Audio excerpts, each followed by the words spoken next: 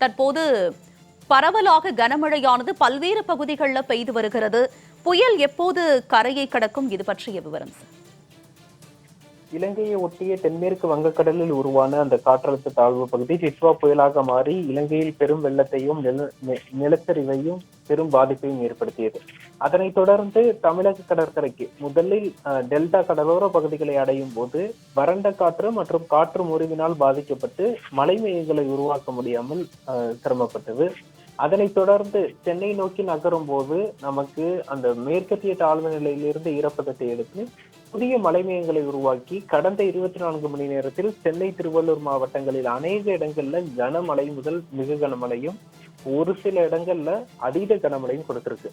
தற்போதைய நிலவரப்படி கடந்த 18 மணி நேரமாக சென்னைக்கு அருகில் ஒரு கிட்டத்தட்ட 40 கிலோமீட்டர் தொலைவில் ஆழ்ந்த காற்றழுத்த தாழ்வு மண்டலமாக டிட்வா புயல் நீடித்து வருகிறது. அதே போல கடந்த 24 மணி நேரமாக தொடர்ச்சியாக வலுவடையும் சமஞ்சைகளையே காட்டி வருகிறது.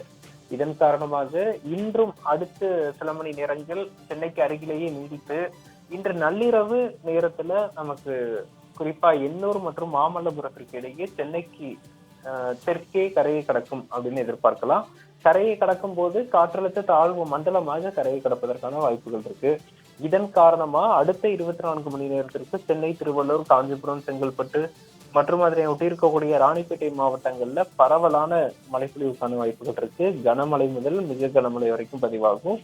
ஓரிரு இடங்கள்ல சென்னை, திருவள்ளூர் மாவட்டங்கள்ல அதீத கனமழைக்கும் வாய்ப்புகள் இருக்கு. சார், இணைப்பில் பல்வேறு விஷயங்களை பகிர்ந்து கொண்டமைக்கு நன்றி சார்.